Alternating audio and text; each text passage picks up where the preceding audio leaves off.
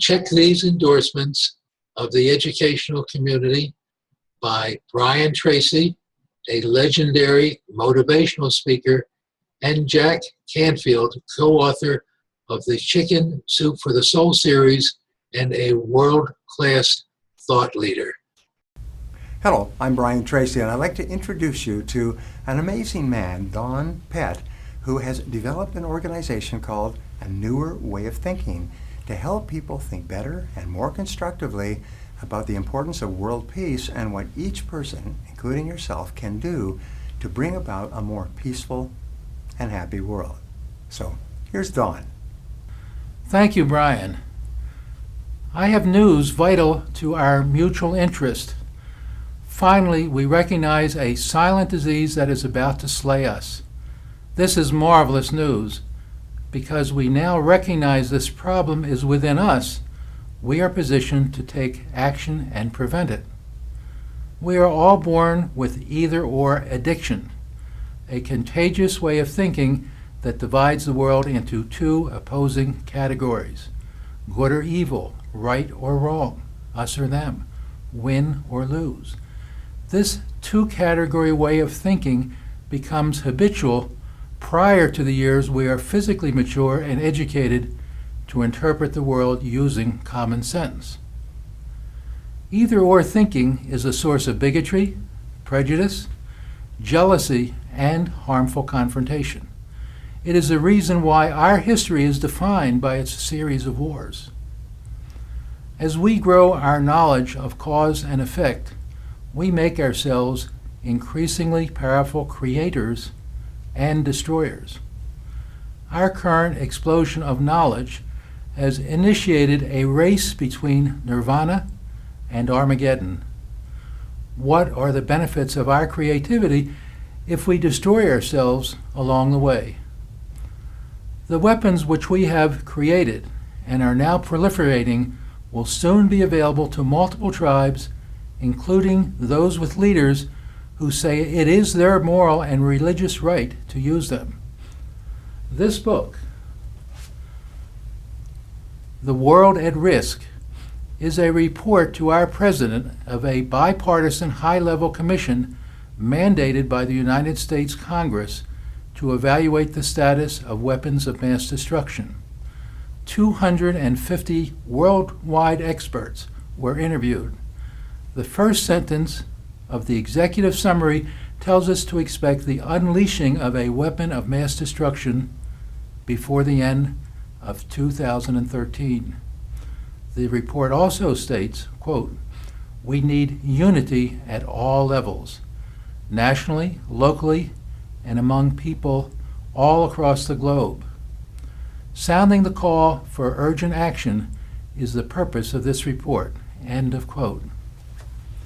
Now, if your doctor told you your x-ray shows cancer, would you take action? What if it was your child or other loved one? Will you become a part of the solution? United, we can make a real difference in the world. Come to our Forever Free website, where you will first learn to create inner peace. Leading by example rather than edict is lasting. You will love becoming a peace teacher, making the world a safer, gentler place for our loved ones. Recall the wisdom of Margaret Mead. Never doubt that a small group of thoughtful, committed citizens can change the world. Indeed, it is the only thing that ever has. It worked for every great religion and movement in history. Hillel, the great Jewish scholar, said, "If not now, when?" We must make it work for the big idea, world peace. Take action today to become an apostle of peace. Click the button and let's get to work.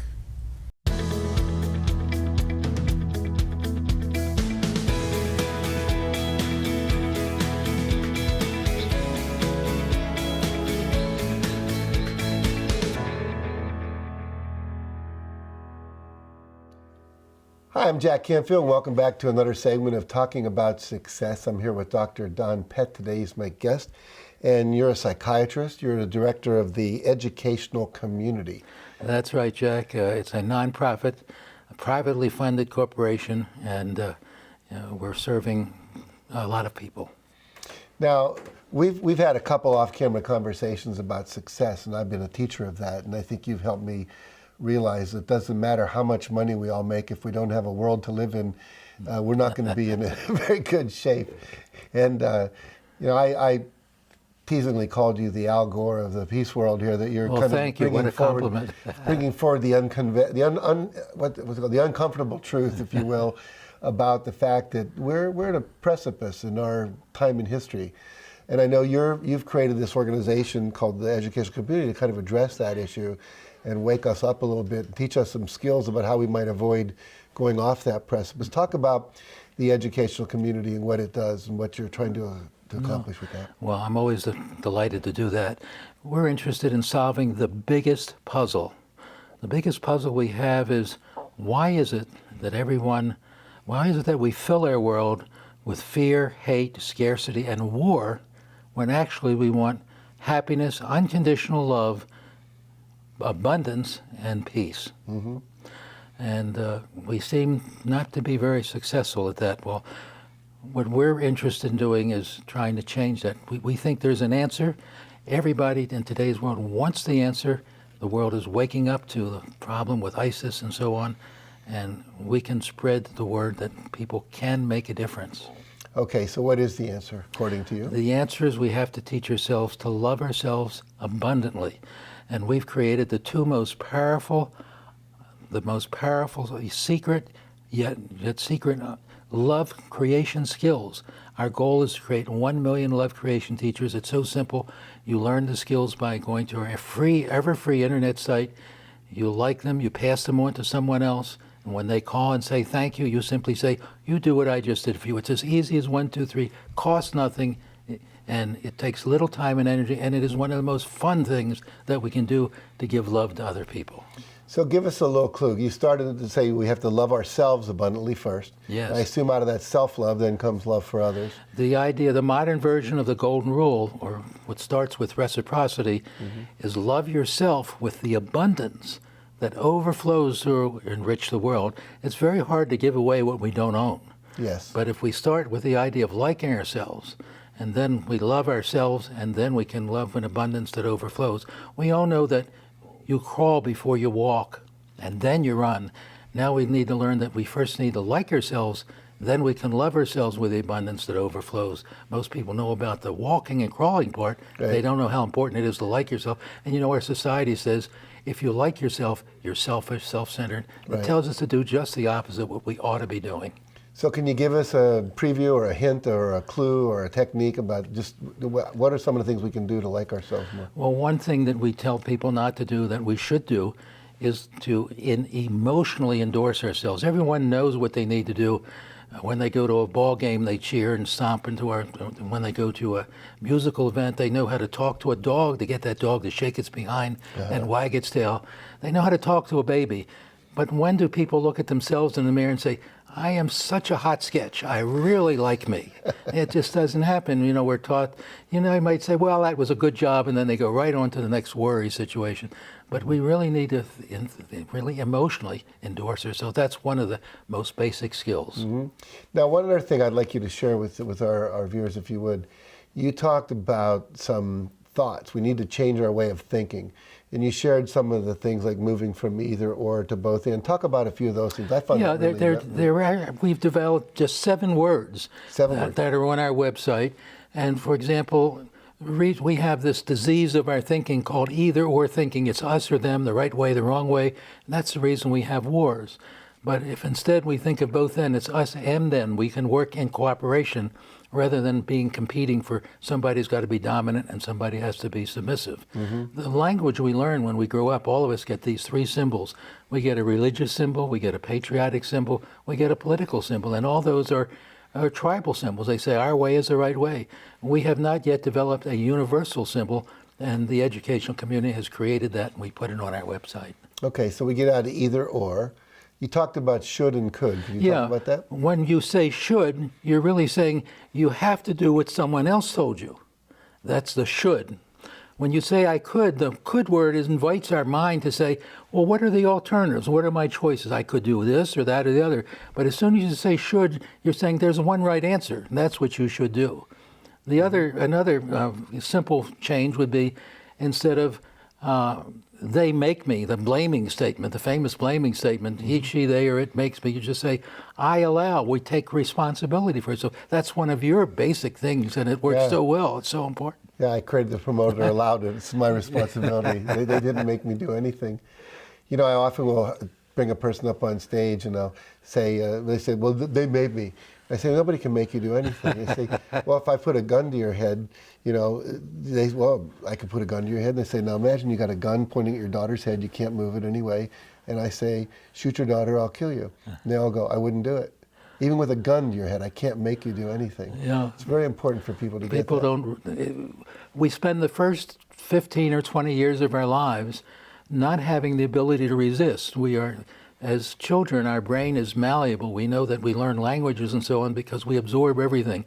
When we get to be about 18 or 20, we've developed language. That's when we can begin to start becoming our own person. We can start, and of course that's why rebellion occurs in our teenage period. Right. And then we start resisting different things. But and most of the adult studies show it's not until our mid-20s or late 20s or early 30s that we can start taking responsibility for ourselves. Well, I love what you're doing. I think it's really important that we all kind of wake up out of our doldrums. And it's, you know, we're asleep not just about war, we're asleep about everything, really. And these same principles you're talking about are just about waking up to the possibility of being fully human, which most of us haven't really stepped into. We're kind of still living in the mammalian brain of, like, you know, fight or flight.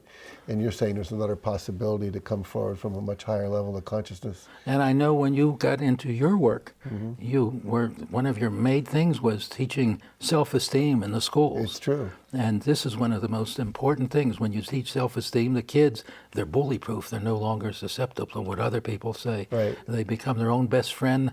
When you teach people to like themselves, they have the best possible antidepressant, better than medications and other things. There's so much.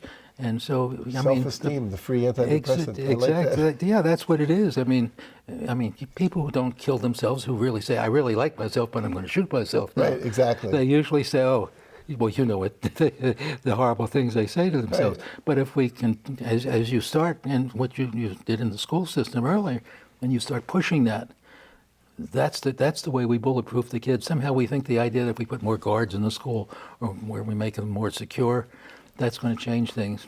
I think the real issue is we have to teach people to love themselves. Yeah, well, again, we're dealing with the symptom, not the root cause of all these issues. So good for Actually. you. So if people want to find out more about the education community, they want to go and download all these free resources, which I really strongly encourage you all to do. There's you know, so many people say there's all these problems, but you've got the solutions. And so it's all available for you. We've laid out the whole curriculum. Everything is guaranteed forever free.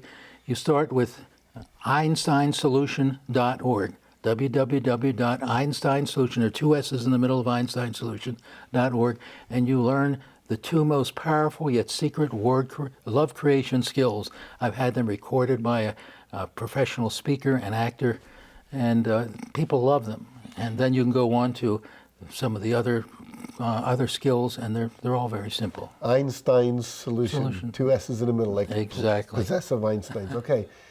Wow. Look, we are in a critical time in our history, and I think that this man and his work and the community you're developing around the world, and there's so much. I wish we had more time to talk about them, but there are many solutions. We don't have to live in fear. We can live in love, and his work will tell you how to do that. So EinsteinSolution.org. Thank you for joining me today, It's really a pleasure. Thank you so much. Always a pleasure to see you. And we'll be right back after this short break. Don't go away.